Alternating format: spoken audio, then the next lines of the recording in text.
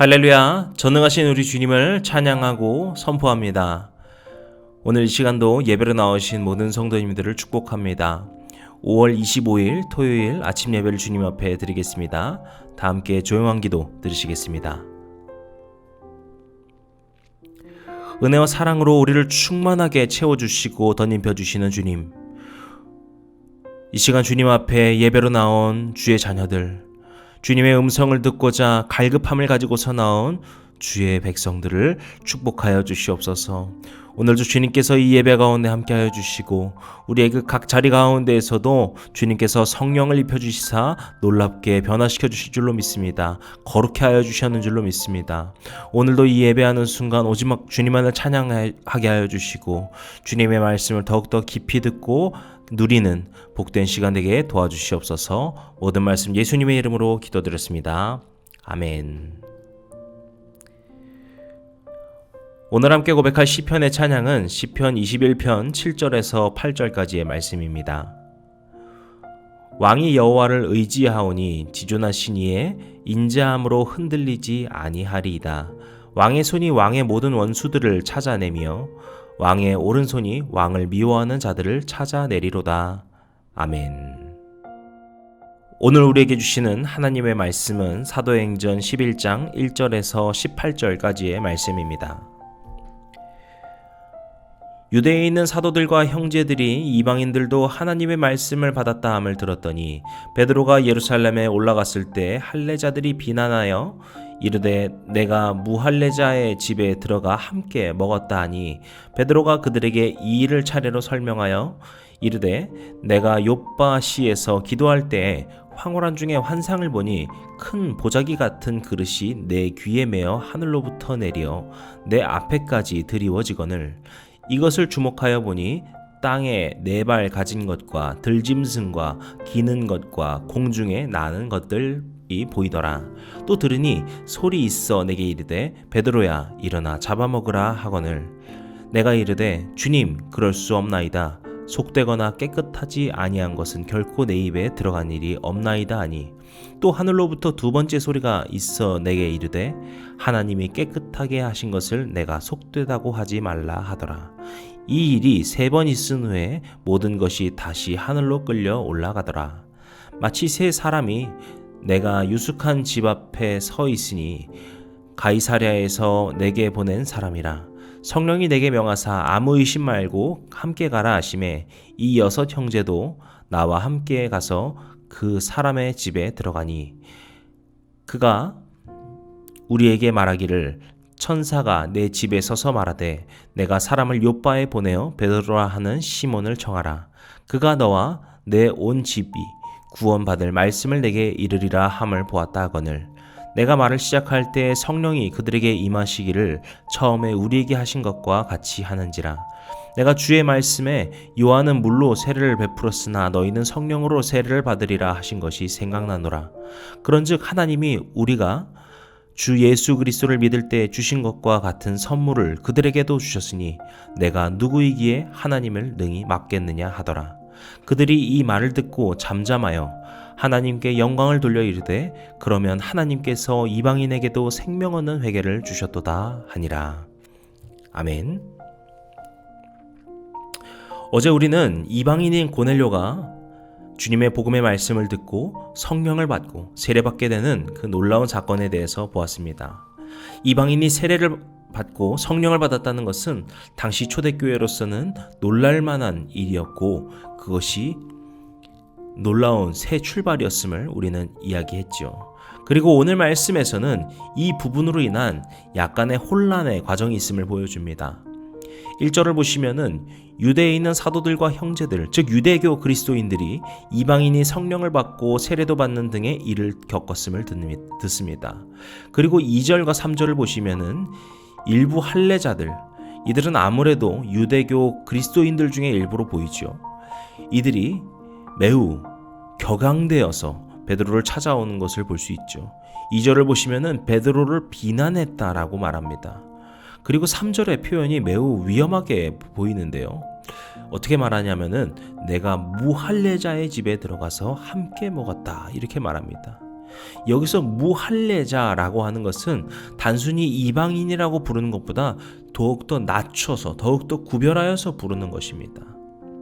어떻게 보면 왜 이런 일을 했냐고 물을 수도 있을 것이고, 고넬료라는 사람을 지칭하거나 아니면 앞서 말한 이방인들, 왜 이방인들과 함께 먹었습니까? 라고 말할 수 있었을 겁니다. 하지만 이들이 무할례자라고 부르는 점에서 반대로 자신들은 할례자이고, 이 할례자인 우리가 받는 복음을 감히 무할례자들이 어찌 받습니까? 라고 하는 선민의식이 강하게 드러나 있음을 알 수 있습니다. 우리가 교회 안에서 누가 더 뛰어난지, 더 높은지와 같은 것들을 드러내기 시작하면은 그 과정에서는 결코 선한 것이 나올 수 없습니다. 복음서에 보게 되면은 제자들이 예수님 앞에서 서로 누가 큰지 다투는 장면이 있습니다. 이 장면에 보면 자기를 하늘나라의 예수님 좌우편에 앉게 해달라고 하거나 그것 때문에 서로 다투는 등 참 볼썽사나운 모습들이 적나라하게 나오죠. 어떻게 보면 모두 예수님을 따르는 사람들이고 믿음의 사람들 같은데, 이들이 서로 누가 더 높냐, 누가 더 선한가, 누가 더 큰가를 다투기 시작하니까 이렇게 부끄러운 모습들이 나타나게 되는 것입니다. 그래서 예수님께서는 누가 높다, 누가 낮다 말씀하지 않으십니다. 오히려 이렇게 말씀하시죠. 첫째가 되고자 하면은 끝사람이 되어야 한다.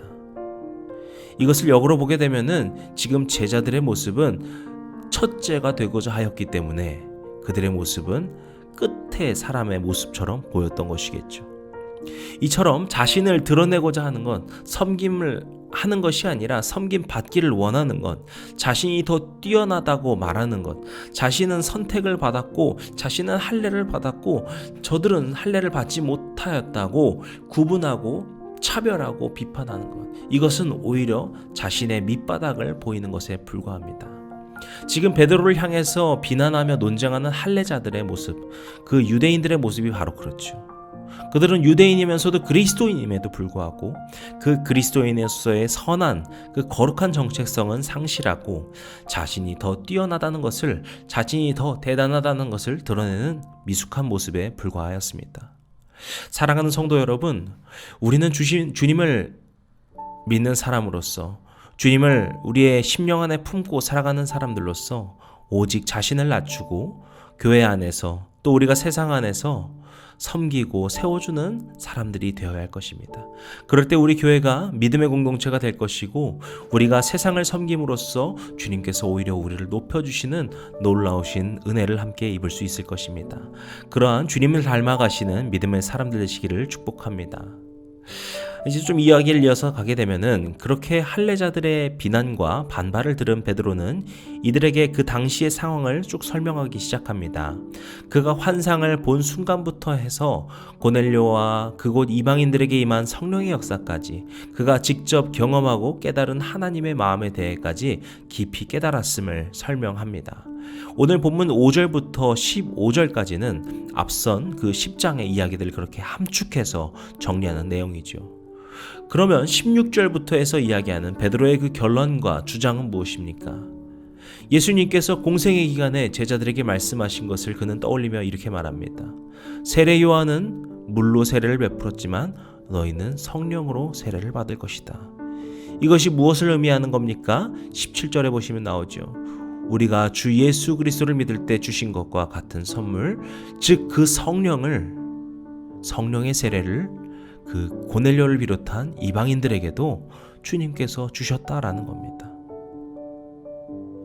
내가 물로 세례를 주었기 때문에 그들이 세례를 받게 된 것이 아니라, 성령을 이미 주님께서 주셨기 때문에, 성령의 세례를 주님께서 주셨기 때문에 그것이 오직 하나님의 뜻으로, 오직 주님의 뜻으로 가능했음을 말하는 것이죠.